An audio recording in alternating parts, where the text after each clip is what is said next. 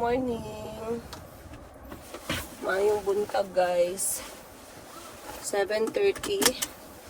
Yung klase ni Calvi, mag-i-start yun ng 7:30. So, dapat 7:10. Nababa ko na siya dito sa school. Pero, nahirapan ako ngayon dahil walang parking. Sobrang daming parents na naghahatid ng mga anak nila sa eskwelahan kasi public school, malaking public school. So, meron akong sinabi sa inyo sa past episode natin na gusto kong tingnan kung ano yung comment ninyo, anong gagawin ninyo kung kayo yung nasa posisyon ko.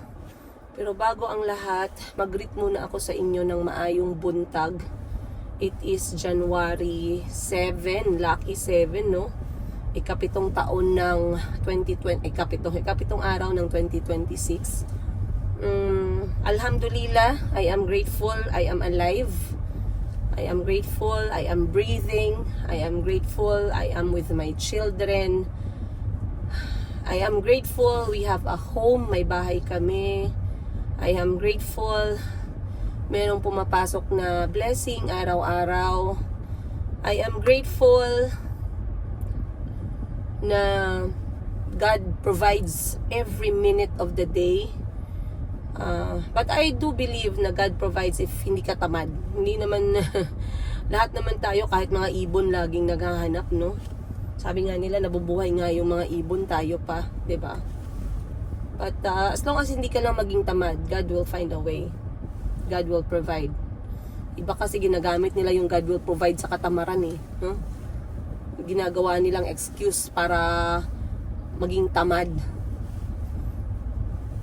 Sana ay okay po kayong lahat ngayon, sa lahat ng mga nanonood at mga chismosa with a brain.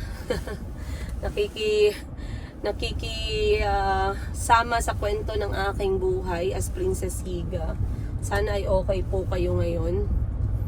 So, meron akong gustong i-share sa inyo. Alam ko, this one is a bit sensitive, pero very curious ako kung kayo yung nasa posisyon ko, ano yung gagawin ninyo. So, it's like this. Okay? Malapit na kaming 3 taon dito sa Pilipinas. Yung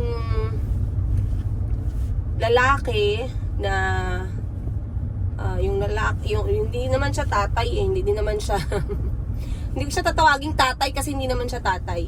Hindi naman siya ama. So yung lalaki na lang tawag ko, bahala na si Lord. Yung lalaki na alam niyo na kung sino, halos 3 taon na hindi na nagsusuporta, 'di ba? So anong trabaho niya? Engineer po siya sa isang malaking kumpanya ng pangmamay-ari ng mga Amerikano. Okay. Matagal na siya dyan. Siguro mga 10 taon na siguro. Mag-15 years na kasama yung pag-alis. Okay. Magtatatlong, 3 taon na siya hindi nasusuporta. Yung trabaho niya, isa siyang engineer. Actually, telecommunications, road, and din siya, civil engineer. Paano naging ganun kadami? Pinag-aralan niya lahat yun kasi mahilig siyang mag-aral eh, no? Ang sahod niya siguro approximately kasama na yung siguro nasa kano na bang sahod niya? Siguro mga nasa, kung sa Philippine peso pa, hindi naman ganun kalakihan din kasi ang sahod nila doon, no? Pero maraming benefits lalo na sa mga pamilya, sa anak, sa asawa, ganun. Ang trabaho niya ay telecommunications engineer.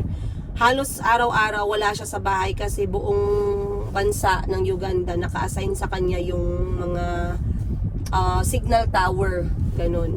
So ang sahod niya siguro nasa around 100,000 pesos kung i-convert natin monthly. Hindi ko alam kung magkano ang binabawas nun sa mga, parang yung mga SSS, parang mga ganun sa atin, mga government responsibility na kailangan ibawas. Pero sa pagkakaalam ko, ganun yung sweldo niya. That was before pa yun, mga 4 years ago yun. Hindi ko alam magkano ngayon. Hindi ko alam kung na-promote siya kasi parang matagal niya na gustong ma-promote pero hindi talaga siya na-promote. Dagdagan pa ng karma kasi hindi siya nagasuporta. Diba? So, sa 3 taon na yan, pinilit niya, hindi niya naman, ginawa niya ng paraan na gamitan ako ng mental game, no? At emotional game para bumalik kami sa Uganda. Or maybe para ibalik ko yung mga bata sa Uganda, ganun. Di ko alam. Pero yung mga exact words na hindi ko makakalimutan na sinabi niya, kapag nire-remind ko siya, within 3 years, nag-stop na ako ng remind sa kanya on the 2nd year. Kasi grabe 2 years. Sa 2 years na yan, kung hindi ka nagsuporta sa mga anak mo, hindi na yan normal. Kahit nga 6 months lang no? Let's say, bigyan kita ng benefit of the doubt. Let's say, maawain talaga ako ng bonggang-bongga, 1 taon. Pero wala kang excuse. Kasi yung lalaki may trabaho. Meron siyang full-time job. Bukod sa full-time job niya, meron siyang mga racket-racket kasi kontraktor. Oy. Yes guys, kontraktor din yun siya. Dumaan din ako sa limpak-limpak ng mga salapi na yan. Kaya nagkaroon ako ng property sa Uganda. Nabigay niya sa akin dahil kontraktor yan siya. Nagkaroon ako ng mga panahon na hawak ko talaga limpak-limpak guys. Grabe, sako-sako talaga na pera. Pero hindi talaga sa amin yon. Kailangan namin yung ibayad sa mga tawag nito, mga outside na mga nagtatrabaho para dun sa mga construction project, yung mga vendors na tinatawag natin, mga partners. Pero nahawakan ko yung pera, and that also made it possible na mabayaran namin ang mga ang bahay namin doon sa Uganda dahil sa mga project. Okay. Naiwan kasi ni Calvi dito yung yung laruan. Wait lang, tanongin ko. Wait lang guys makichismis muna ako dito sa bahay ni Madam Ten Gives na. Gang! Mao ni kay Boss Jerry? Nay, nabilin akong anak dari dulaan gahapon, 3 ka buok. Nay, nabilin si Calvi og si Chico nga dulaan gahapon, 3 ka buok nga gagmay. Kabola lang, nasa rin mo gamay nga dulaan, idala daw nila diri. Gani.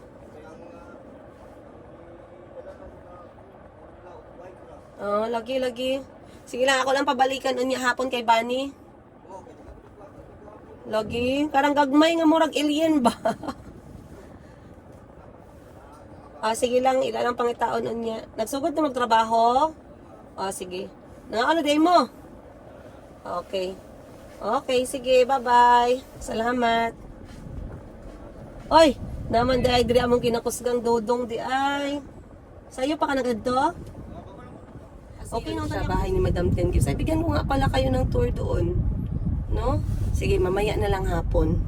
Huwag na lang ngayon kasi nag-uusap pa tayo. So, saan na tayo guys? Naputol na naman yung chismisan natin. Wait lang, i-check ko lang kung nag-recording ba tayo. Ayan, nag-recording naman. Okay. So, maayos yung sweldo niya, meron siyang mga project. Sa pera lang, may pera. Okay?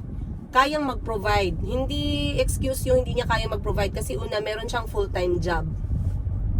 Ikalawa, wala naman yan talaga sa amount Ang kailangan lang is mag-usap lang tayo kung saan natin pwede, saan tayo mag-meet in the middle, kung saan mo banda masuportahan yung mga bata. Kasi meron namang mga resibo na tinatawag. Let's say, for example, sasaluin niya yung paaralan. May resibo naman galing sa school. Kung sasaluhin niya yung mga annual insurance or health insurance ng mga bata, para pag na-hospital yung mga bata ay hindi ganun kalaki yung gastusin kasi meron tayong tinatawag na health insurance. Let's say, sasagutin niya yun. So, ngayon nagbabayad ako sa mga anak ko guys ng health insurance nila kada isa 3,000 sa isang taon. Consumable yan siya under Cebuana Health Max. Okay, kasi kunyari, na hospital yung mga anak ko, walang-wala akong pera, hindi ako mahihirapan. Let's say, sabihin niya na, sige, ako nagbabayad ng bahay namin ng mga bata, ako nagbabayad ng sasakyan namin ng mga bata. Pag sabihin natin na mag-ambag na lang siya sa grocery, Okay? So, kunyari sa paaralan ng mga bata, let's say, magbibigay siya 5,000 kada bata. Let's say. Kay Mayumi, let's say, ilagay natin yung 5,000 niya sa mga educational na mga tools like books or educational toys. So, 5,000 pesos yun. Kung siya ang magbibigay ng kanilang annual pa yan guys ha, annual pa talaga. Let's say, 500 pesos para sa kanilang monthly na insurance. O, 500 times 12, maging 5,000 na yun. Okay na, sige go. Para sa mga gamot-gamot, ganon. So, magkano na yun? O, konti lang. Let's say, gawin na natin 6,000 na. Tapos mag-ambag lang siya sa grocery. O let's say ang grocery ng mga bata, magbigay lang siya ng kada buwan. Kahit yan lang, magbigay lang siya ng let's say 4,000. Kasi ang grocery namin ng mga bata, 2 beses sa isang buwan. Iba yung grocery sa mall, iba yung sa palengke, gulay, prutas at saka isda. Nakita nyo naman ako mamalinggi, guys, hindi man ako magarboso, hindi man ako magastos. So let's say, sa isip ko, kahit nung dumating lang kami dito, kahit magbigay lang siya ng 10,000 pesos kada bata, okay? So that is 30,000 pesos kada buwan. O kung hindi niya talaga kaya, let's say kahit 25,000 pesos kada buwan. Let's say kahit 20,000 pesos kada buwan para sa mga bata, pero wala. Zero, kahit piso, wala. Okay? So ngayon, within 2 years, last 2 years, talagang nire-remind ko siya ng maayos kasi sabi ko, Lord, maybe it's the way I will approach, no? So, yung communication nila ng mga anak ko, tuloy-tuloy, maayos for the first 6 months. So, 6 months na yun, hindi talaga siya nagbigay. Wala siyang binigay, guys, sa 6 months. Zero. Naiinis akong isipin na kailangan ko pang hingin yung ikakabuhay niya sa mga anak ko. Naiinis, nagagalit ako, I have this kind of emotion that I don't want to prosper in my heart. Na for me, it is not needed kasi you are adult, you are a very capable adult. Matalino yung lalaki, hindi naman siya boplax. So bakit kailangan siyang sabihan? Alam niya na may anak siya, alam niya na may responsibilidad siya. So bakit kailangan isa-isahin natin, para maintindihan niyo yung sitwasyon ko ba? So, after ng 6 months na yun na hindi siya nagsuporta, binigyan ko siya ng taning. Sabi ko, pag hindi ka marunong maging tatay at tumayo sa responsibilidad mo as tatay sa mga anak ko, huwag ka mag-expect na makikisama kami sa'yo. Huwag ka mag-expect na magre-reach out kami sa'yo. Hindi ang mga anak ko ang magre-reach out sa'yo. Ikaw ang magre-reach out sa mga anak mo. Ganun. Isang beses ko lang sinabi yun. Nung 6 months na hindi siya nagsuporta, pinutol ko lahat ng communication. Lahat ng communication. My children are not allowed to speak to this man. Okay? And I'm going to say that in English. They will not meet this man. Inshallah. And I pray to God every single day to give him the karma he deserves. I'm not sure if it's a good karma or bad karma, but if he deserves it, he needs it in the right time. If he needs it every day, he will have it every day. And I don't care. Sometimes we have the heart of, ayaw naman natin maging hateful, ayaw naman natin mag-wish ng masama. So let me not wish a bad karma, but let me say the karma that he deserves. Okay? So ngayon guys, in the 6 months na hindi siya nagsuporta, pinutol ko lahat yung communication. Okay? Ngayon, after nun, the next 6 months na sumunod at next 1 year na sumunod, from time to time, nire-remind ko siya, let's say once in 6 months, in-email ko siya, are you going to support the children? Where is the support for the children? Are you going to send the allowances for the children now? Ang reply niya, iba-iba. Na hindi nakafocus sa mga bata. There was one time na binuksan ko yung communication ulit sa email. In-email ko siya, I'm going to open the communication again in WhatsApp. But I will only open it for the sake of the kids. I need to talk only about the children. Ginanon ko siya sa WhatsApp, may email. Ngayon, binuksan ko yung WhatsApp, so doon na kami nag-usap. Marami siyang sinabi pero hindi ko nakikita yung concern sa mga bata. The concern I see is the concern for himself and whatever he has started. So you guys well know na nagbukas kami ng negosyo doon sa Uganda na iniwan ko nung naglayas na kami ng mga anak ko. Yung negosyong yon ay travel and tours, international travel and tours within African continent at saka Dubai. And also, mga sari-sari store and wholesaling store. Sa lahat ng yon, very malaki yung vision ng lalaki na yan. Malaki yung vision niya sa travel and tours. Pero ako yung nagmamanage nun. Okay? Ako yung nakikipag-meeting ng harap-harapan sa mga kliyente. Ngayon, nung binuksan ko yung communication namin sa may WhatsApp for the sake of the children, ang una niyang sinambit sa akin is, meron daw siyang plano para sa amin na mga bata. A very big plan daw. Mag-park muna tayo dito. Yan. May aso. Meron daw siyang malaking plano para sa amin ng mga bata. Napakalaking plano daw. It's not the first time na narinig ko siya na nagsabi ng ganyan, pero wala naman ako nakita. But of course, kapag kasi yun ng asawa pa ako, of course you are hopeful, you believe in the vision of your husband, 'di ba? And you work together para sa vision na yan. Pero ngayon na magkahiwalay na kami, and I've not seen those big plans na sinabi niya nung mag-asawa pa kami, how much more ngayon na magkahiwalay pa na kami, 'di ba? So sabi ko sa kanya, hindi ako magfo-focus sa big plans na yan. I want to focus on what's happening right now. The children, you need to support the children. You need to stand up for your responsibilities. I feel like you don't have, alam nyo yun, yung sinasabi ko talaga sa kanya yung naramdaman ko. And then, nag-reply ulit siya. Sabi niya, malaki daw pa din yung plano niya sa mga bata, pero he needs me to do something. So, ano yung hinihiling niya sa akin, ni-request niya sa akin? Gusto niya na magtrabaho ako para sa kanya. Na-share ko na to sa inyo nung mga vlog ko about nung nag-usap tayo ng ganito, no.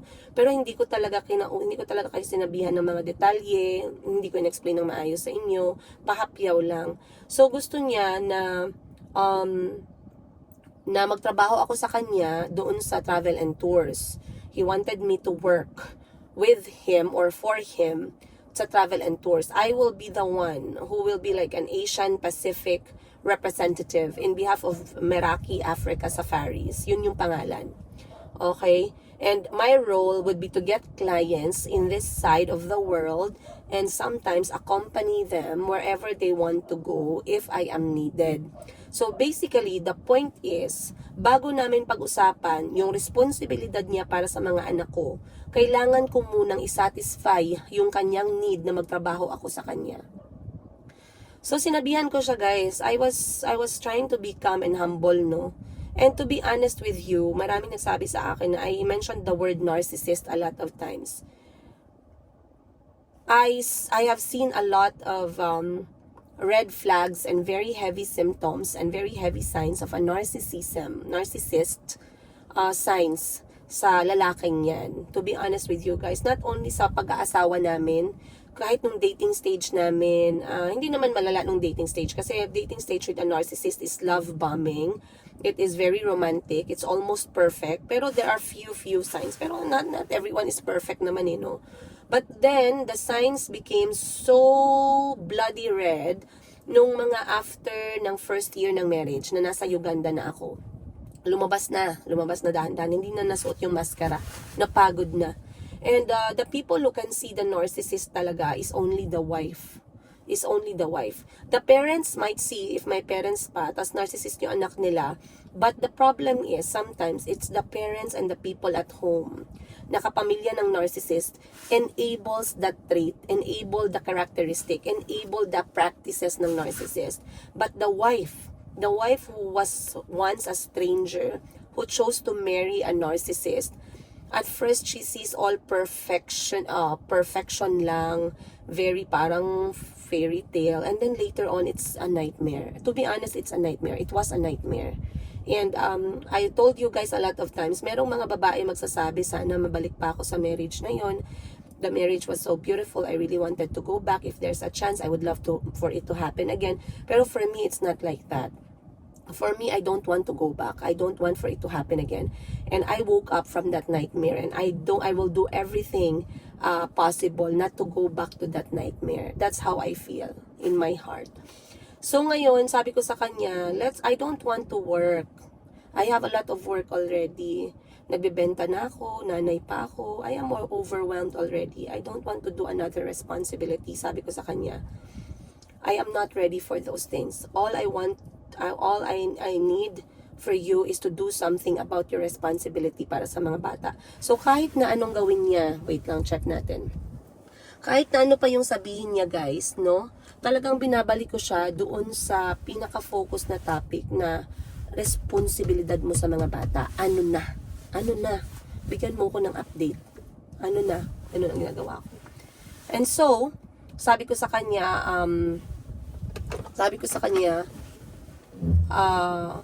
let's just focus on your responsibility, no? Para sa mga bata. Tapos, hindi pa rin talaga niya sinasagot. Hindi ko pa din blinak yung WhatsApp kasi sabi ko baka yung tanong ko na yon mag-echo or mag-ulit sa utak niya over the night. Alam niya na yung sasagot niya the next day. But the next day, it was still not there. He was still asking about kamusta ako. Yung parang wala lang nangyari. Bakit? Magdadalawang taon na parang wala lang nangyari. Hindi ka man lang magtatanong paano nag-survive yung mga bata. Hindi ka man lang magtatanong ano yung kalagayan ng mga bata. Saan sila nag-aaral? Anong level na sila? Anong edad na nila? Anong itsura na nila? Hindi. He was not focusing on the children for that chance that I gave him na mag-communicate sa akin at sa mga anak ko. He was focusing on what he wanted, which is to get me to work for him or with him. So I don't know kung ano na yung status ng negosyo ngayon at talagang ina-ask niya ako. Wala akong pakialam. I don't care kasi I've done my best sa negosyo na yan until I realize yung pera ng negosyo ay lumalabas pala sa kaban. Napupunta pala sa mga babae na walang ambag dun sa kaban. Okay? So mauuto tayo, yes, but hanggang some point lang tayo na uuto, 'di ba? So ngayon guys, medyo mahaba-habang usapan to, no? Kasi nga, sabi ko sa inyo, it is something that I really wanted to ask for your advice ba. At nag-expect ako guys na tulungan nyo naman ako, mag-comment naman kayo down below. Give me your advice naman. At hindi muna ako uuwi sa bahay kasi nga I'm very bothered. I'm very bothered and I wanted to talk. And kayo yung gusto kong makausap. Okay?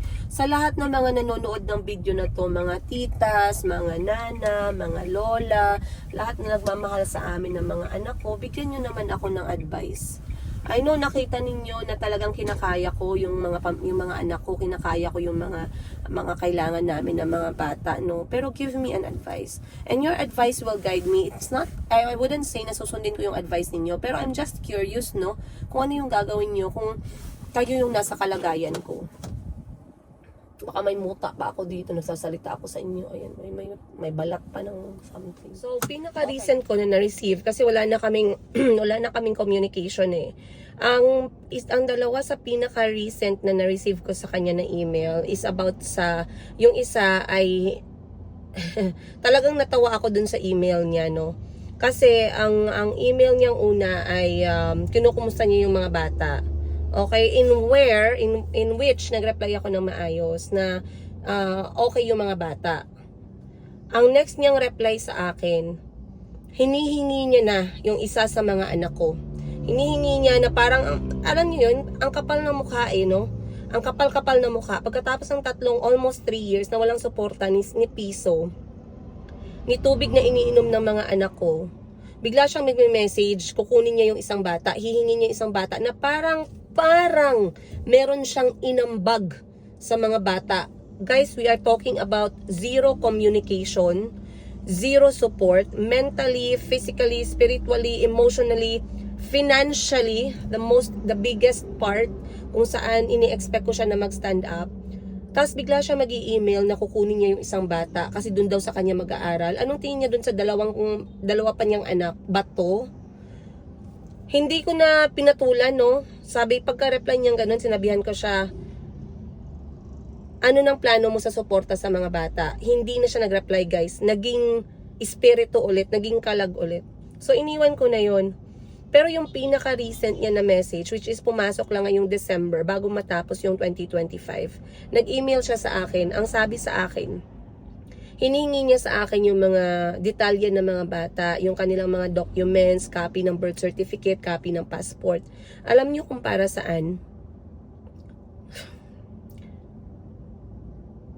Hinihingi niya dahil daw merong mga life insurance para sa mga bata. Now, take note guys, ito yung lalaki na alam ko na yung galawan niya, alam ko na yung laro niya. Okay? Hinihingi niya ang dokumento ng mga bata for life insurance. Parang yung dating ng email niya, proud na proud pa siya. Na parang hindi ko alam na yung life insurance na yan ay provided ng employer niya. Imagine ha, it is not something na siya yung gagastos, hindi yung something na siya yung nag-e-effort. Biglang mag-i-email siya para ma-claim yung libre ng kumpanya na life insurance. Wala pa nga siyang ambag sa buhay ng mga anak ko. Gusto niya, malaki na agad yung tingin niya sa sarili niya. Ngayon na mag-aambag siya sa kamatayan ng mga bata. Hindi ko magets, guys. I don't want to be emotional about this, no? Pero I don't want him ever again to provoke me or manipulate me and my children dahil lang sa something na hindi naman talaga siya yung may ambag. Basically, ano ba yung ini-expect niya na response ko doon? Pagkatapos ng almost 3 years na wala kang pakita sa mga bata, ini-expect mo yung mga anak ko, yung hahabol sa'yo. Hindi ganun eh. Yung tatay ang hahabol sa mga bata, hindi yung bata ang hahabol sa mga tatay, sa tatay. My children are not going to do that until I am breathing. By the way, you guys. Hindi ko pa alam no kung ano pa yung purpose, bakit niya hinihingi yung mga documents ng mga bata, yung passport, hindi ko alam. Okay, I don't want to overthink. I don't want to assume. Pero dun sa mensahe niya sa email, yung words niya exact is for life insurance. Sa tingin niya ba magkakandara pa kami ng mga anak ko sa life insurance na bigay ng kumpanya? Alam nyo, if I don't know how a narcissist play, I would actually not believe na gusto niyang ibigay etong mga kasi siguro umabot sa point na nagtatanong yung kanilang HR. Kasi alam ng HR na may asawa siya, which is ako. Alam ng HR na may mga anak siya kasi kailangang isubmit nung una, nung nandun pa kami sa Uganda. Kailangang isubmit yung documents ng mga bata. Siguro nagtataka yung HR ngayon, bakit nung pumutok itong kanilang coverage ng life insurance sa mga anak, bakit yung lalaking to walang isinasubmit? If I very well, know the game of a narcissist, I'm sure this has something to do with him. Alam ko it is to save face. Kaya niya ako kinukunan ng mga dokumento ng mga bata. I don't want to have anything to do with him unless it's a proper support from a father. Okay? Galing sa isang tatay. Alright, guys? Kung kayo yung nasa kalagayan ko as Princess Iga, let me know down below. Kausapin nyo nga ako, sabihan nyo nga ako, ano yung gagawin ninyo pag sa 3 taon walang binigay na suporta, walang pangungumusta, walang effort yung lalaki sa sana sa buhay ng mga anak mo, biglang mag-message sa'yo na humihingi ng mga dokumento para sa life insurance ng mga bata. It doesn't make sense. It doesn't make sense at all. Alam niyo, sa lahat ng mga pagre-reach out niya sa amin ng mga bata, walang part doon na nakita ko na concern siya sa mga anak ko. Walang part doon na nakikita ko na nagre-reach out siya as tatay ng mga anak ko. Nakikita ko lang doon as an individual trying to save face. Let me tell you something. Alam niyo, unang nakita ko siyang sobrang nagalit at na talagang napikon siya simula na nagkahiwalay kami is when my sister, si Madam Sheena, ay nag-post sa isang social media app, professional social media app, which is itong LinkedIn. So kayo guys, if narinig niyo itong LinkedIn, this is a professional social media for yung mga tao na more on politics, more on work, more on it shows your background educational background, your work background. And etong LinkedIn na to, etong lalaking to, very very sensitive siya pagdating sa social media. So nung nag-post dun yung ate ko, tagging him, he was furious. Hindi naman sa mukha, pero talagang nag-message siya, na galit siya. Alam niyo ba kung ano yung sinabi niya sa message niya? sino kami, sino yung pamilya ko para ipahiya siya sa LinkedIn. Kasi alam nyo sa LinkedIn, nandyan lahat yung mga bosses, andyan lahat yung mga employer, matataas yung ranggo na connected sa kumpanya nila. And I believe he's been trying na ma-promote, which is hindi siya na-promote. Kasi nga, dahil sa hindi ko alam, siguro hindi nakita sa kanya yung mga qualities ng kailangan i-promote. Other than that, I believe it's the karma moving in his life. Alam nyo ba, I wouldn't say na I'm not hating, or I'm perfect, or I'm buutan, or mabait ako na tao. Pero I always pray for the karma that he deserves. Sa lahat ng mga tao na umagrabyado sa akin at sa mga anak ko, I pray for karma para sa inyo guys. I don't want to say, hindi ko alam kung bad karma ba yan or good karma, but what I want is a karma that you deserve. Okay? So, mahirap nang kasabihin na sana ganitong mangyari sa'yo, ganyan man sa... No, I don't have to say that. God knows what you deserve after the things that you've done. Kung hindi mo hinarap yung sa lalaki na hindi humarap ng responsibilidad niya sa mga anak ko na inosente, okay? Kay Mayumi na mag 2 years old, kay Calby na kaka 6 years old pa lang, kay Chico na kaka 4 years old pa lang, lalong-lalo na ng mga time na na-hospital sila guys, ni 5 duling, ni 25 na duling walang umabot, okay? You will get what you deserve. If not every day, in time it will come. Okay? Galit na galit siya. Alam niyo kung ano yung message niya? Sabi niya, how dare us natitirahin siya sa social media, especially sa LinkedIn. Bakit daw namin siya ipapahiya, okay? Sa source, sa magiging possible source of income na kinukunan niya daw ng pangkain ng mga bata. Anong pangkain? Anong source of income? Saan na part? Saan na part? Bakit daw kami gagawa ng paraan na matanggalan siya ng opportunity na itong opportunity na to ang mismong magsusuporta sa mga bata or sa mga anak ko? Kailan? Ang lalaking to guys may maayos na trabaho, ang lalaking to well-educated, ang daming pinag-aralan, not to mention lahat engineering courses, napakatalino, napaka-knowledgeable na tao, pero bakit ganun? Bakit ganun, no? I know I've done my mistake. Maraming magko-comment sa inyo dyan. Pinili mo yan eh, kasalanan mo yan eh. Ikaw naman kasi ganito ganyan. Yes, I've been there. Tapos na tayo nun. Kaya nga sinasabi ko, kinikwento ko sa inyo. Kung kayo yung nasa kalagayan ko ngayon, paano kayo magre-react? Ano yung isasagot ninyo? Ano yung sasabihin ninyo? Ano yung isasagot ninyo dun sa email? Okay? There's a couple of times after the 3rd year na hindi siya sumusuporta na I tried to reach out. The very last one, I prayed hard. Sabi ko, Lord, in-advisean ako ng malalapit naming kaibigan to give him one more chance, not for the marriage, but for communication, for supporting the children. And so I did. Alam nyo ba guys, if I can only share with you what he said and how he replied, napaka-personal, napaka-private ng kanyang reply na hindi ko kayang i-share sa inyo. Pero kung kayo yung nasa kalagayan ko, you will not expect, you just don't know what to say as a woman. Okay?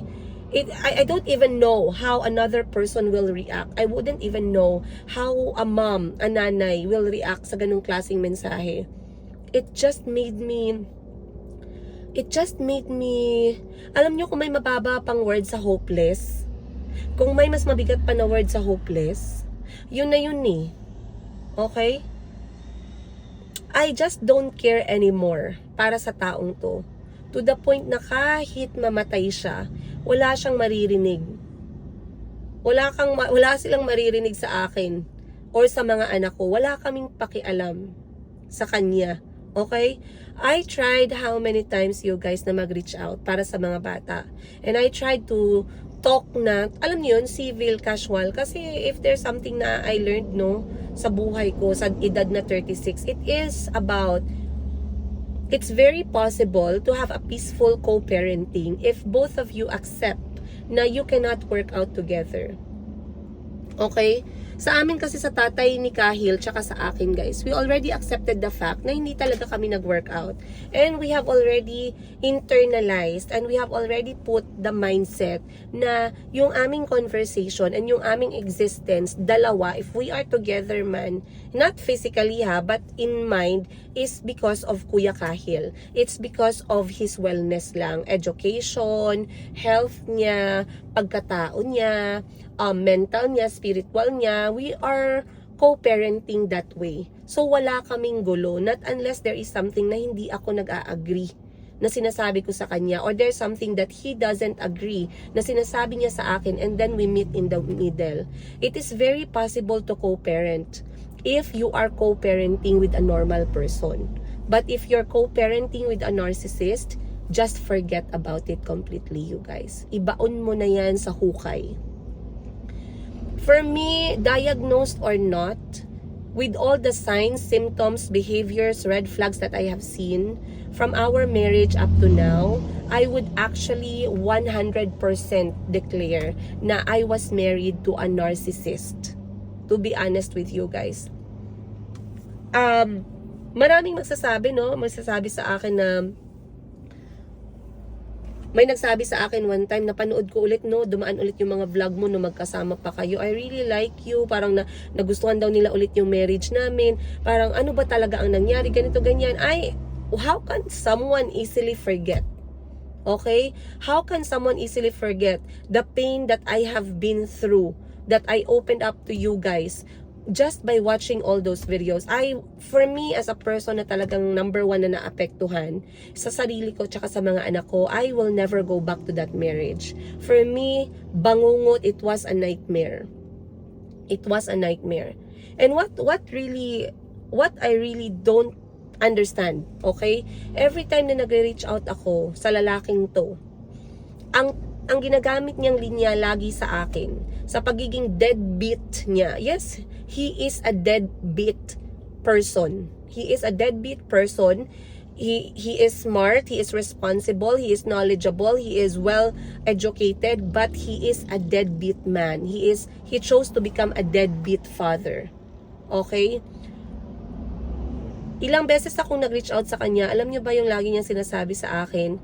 Kung hindi ko kaya, princess, sabi niya sa akin, princess, I don't want to argue anymore with you. I told you how many times, if you cannot afford raising those children, gumanon pa, give them all to me. If you are, guys, if kayo yung nasa posisyon ko, ano yung isasagot ninyo? Ano yung sasabihin ninyo? Kasi para sa akin, wala eh. I don't have the words. I cannot find the words na kahit anong klase ng mura yung sabihin ko, kahit anong bad words yung sabihin ko, it's not going to satisfy me. You know what's going to satisfy me and what has been satisfying me? To think na this person is not even alive. This person is not even existing. Yun lang yung talagang nagpapacify sa akin. Yun lang yung talagang nagsasatisfy sa akin. Na wala naman talaga tong taong to. Na matagal na tong patay. Ganun yung sinasabi ko sa sarili ko. Princess, wag mo nang isipin yan. Hindi na nag-i-exist yan. Matagal na nakabaon sa hukay yan. Ano pang ini-expect mo? Buti pa nga yung mga nakabaon sa hukay, nagpaparamdam pa. 'Di ba? Sumasagot, nagpaparamdam pa in any way they want. They can. Pero eto, wag mo nang isipin na ganun. Yun lang talaga, guys. Bakit ako kalma?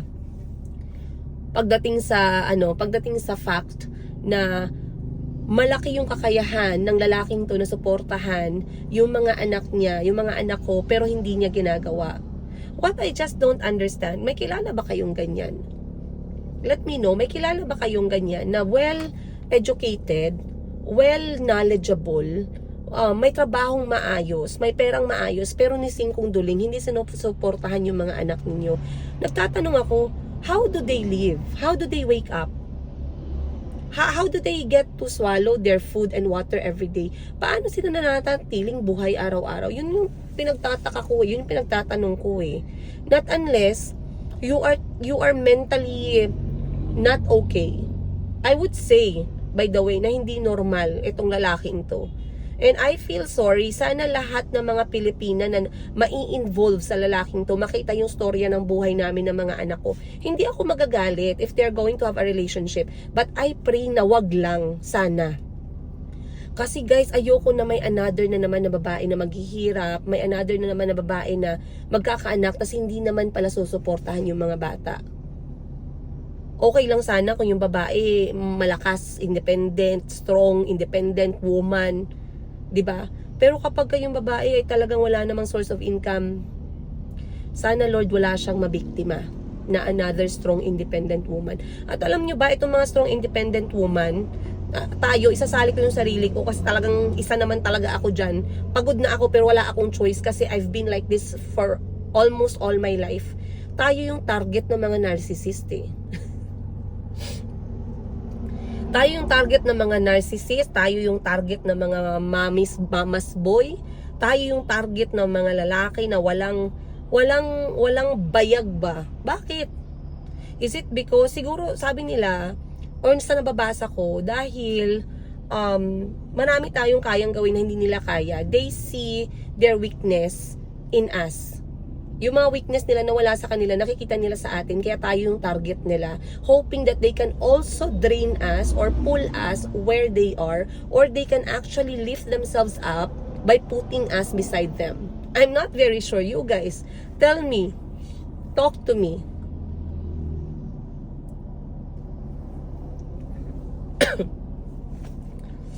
Hindi ko alam.